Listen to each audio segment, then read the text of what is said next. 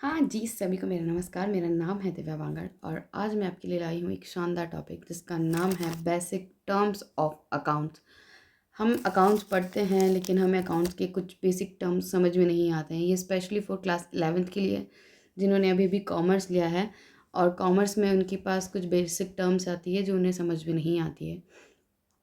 तो वो मैं आपको आज समझाने वाली हूँ, क्योंकि ये काफ़ी आपको आगे जाके हेल्प करेगी, क्योंकि ऐसे नाम आते हैं जो हम रेगुलरली यूज़ नहीं करते हैं लेकिन कॉमर्स में वो काफ़ी इंपॉर्टेंट है।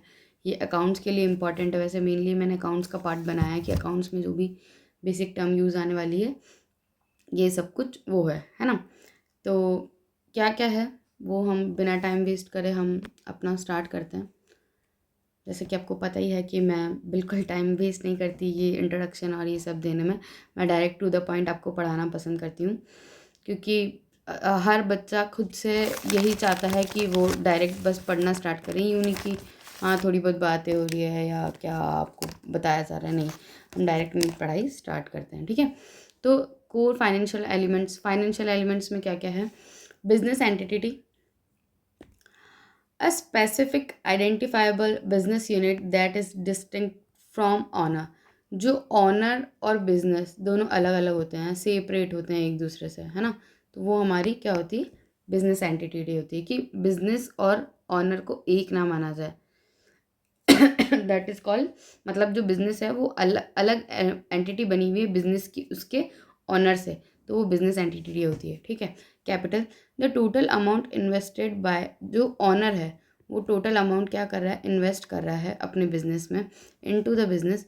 It is liability of the business towards the owner. अब क्या होता है कि अगर किसी का बिजनेस है और उसने अपना जितना इन्वेस्टमेंट उसमें करा हुआ है, जितना पैसा लगाया हुआ है, या जितनी एसेट्स लगाई हुई, एसेट्स भी क्या होती है हम आगे पढ़ेंगे, तो ये क्या हो जाता है? वो उसकी एक लाइबिलिटी हो जाती है, बिजनेस की एक लाइबिलिटी हो जाती है। किसके टूवर्ड्स में? ऑनर के टूवर्ड्स में।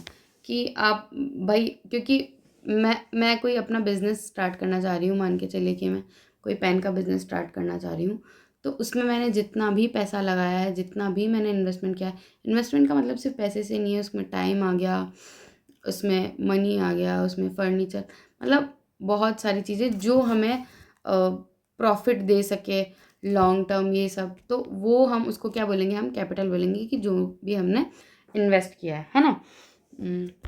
नेक्स्ट है एसेट्स। एसेट्स क्या होता है? Economic resource owned by the business that expected to provide future. जो फ्यूचर, मतलब बिजनेस में जो रिसोर्सेज हमने लगाए हैं, इकोनॉमिकली का मतलब हो गया कि पैसे से लग के जो लगे हैं, आई एम सॉरी, जैसे लैंड हो गई, बिल्डिंग हो गई, तो ये सब एसेट्स, मतलब मशीन हो गई, है ना, मशीनरी जैसे बहुत लंबे टाइम तक तो ये सब हमारी क्या है? एसेट्स है, जो हम एक्सपेक्ट करते हैं कि ये हमें फ्यूचर तक बेनिफिट्स मतलब देगा ही देगा। उसके बाद आता है अब देखिए, एसेट्स भी दो टाइप की होती है। एक होती है फिक्स्ड एसेट्स और एक से होती है करंट एसेट्स, है ना। जिसको इसको फिक्स्ड एसेट्स को हम नॉन करंट एसेट्स भी बोलते हैं। तो नॉन करंट फिक्स्ड एसेट्स कौन सी होगी? Assets held for long term, जो लॉन्ग टर्म के लिए यूज़ आती है, जैसे मशीनरी, बिल्डिंग, फर्नीचर। आपकी कोई ऑफिस है, आप मान के चलिए कि आपने कोई ऑफिस डाला है, तो उसमें कोई ऑफिस में तो चलो फर्नीचर यूज़ आ जाएगा, कोई बिल्डिंग पे आपने ऑफिस डाला है अपना, तो वो बिल्डिंग आपकी क्या होगी? एसेट्स होगी, क्योंकि वो लंबे टाइम तक वो रहने वाली है ना। या आपने कोई फैक्ट्री डाली है, तो आप पैन बनाने की मशीन उसमें चाहिएगी, तो non current asset fix assets वो क्या हो गया है उसका? वो मशीनरी हो, वो क्या हो गया है उसका? नॉन करंट एसेट्स या फिक्स्ड एसेट्स हो गया। अब है current assets. Assets held for a short period. जो करंट एसेट्स क्या होता है? शॉर्ट पीरियड के लिए ही वो होता है, तो वो आपका शॉर्ट पीरियड टाइम के लिए रहता है। करंट एसेट जो होता है intended to be converted into cash, जिसको हम 1 ईयर के अंदर कैश में क्या कर सकते हैं? कन्वर्ट कर सकते हैं। करंट एसेट्स वो होती है जिसको हम इजीली 1 साल के अंदर अंदर क्या कर सकते हैं? कैश में कन्वर्ट कर सकते हैं, है ना। तो जैसे एग्जांपल आ गया इसमें कैश, जो हमारे स्टॉक्स होते हैं शेयर मार्केट में, वो भी हम आगे पढ़ेंगे।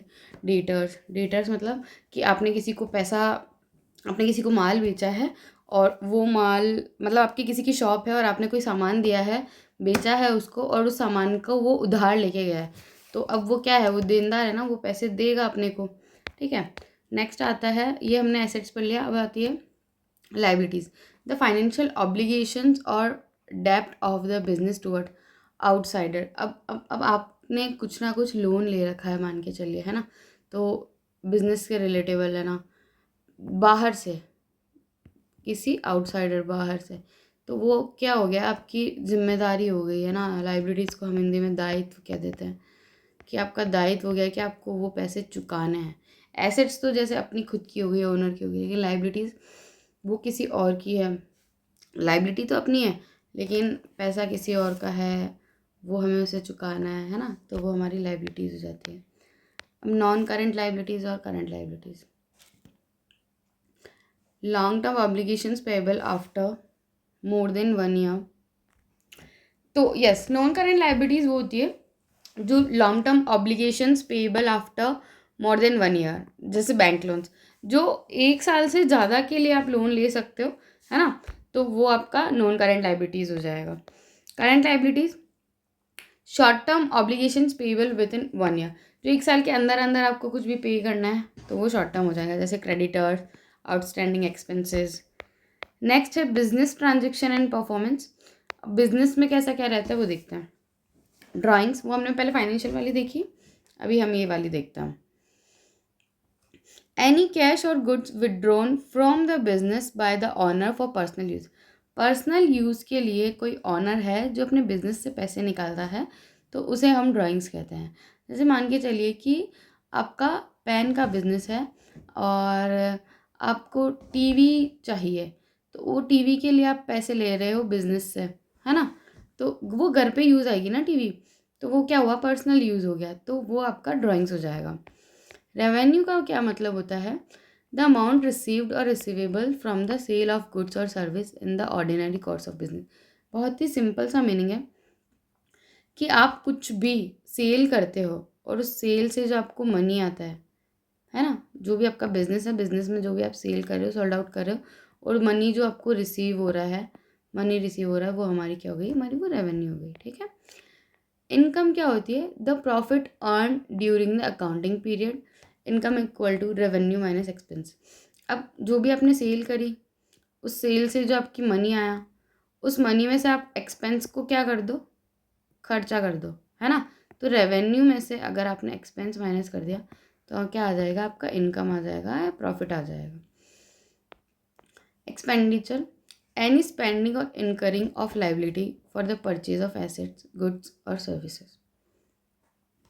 कोई भी स्पेंडिंग है जो आप कोई असेट्स को खरीदने के लिए या गुड्स और सर्विसेज को खरीदने के लिए आप कर रहे हो, तो वो आपका क्या हो जाएगा, वो आपका क्या हो जाएगा, वो आपका एक्सपेंडिचर हो जाएगा, है ना। Expense, the cost incurred the process of earning revenue, rent, salary, depreciation. जो भी खर्चा आपका पैसा कमाने में हुआ है, जो भी आपकी अर्निंग, रेवेन्यू अर्न करने में खर्चा हुआ है, उस खर्चे को हम क्या बोलते हैं, एक्सपेंस बोलते हैं। जैसे कि आपने कोई फैक्ट्री लगाई हुई होगी, तो उस फैक्ट्री से जो आपको इनकम हो रही है, उस इनकम के लिए जैसे फैक्ट्री का रेंट होगा, वहाँ के स्टाफ की सैलरी होगी, और कुछ नुकसान हो गया होगा तो उसका डेप्रिसिएशन, जैसे मशीन है, मशीन 5 साल से काम कर रही है, बस फिर वो बंद हो गई तो उसका डेप्रिसिएशन, उसके मेंटेनेंस का खर्चा, है ना, तो ये सब देखते हैं। Trading and settlement, goods, physical item in which the business deal, purchase for resale और प्रोडक्शन।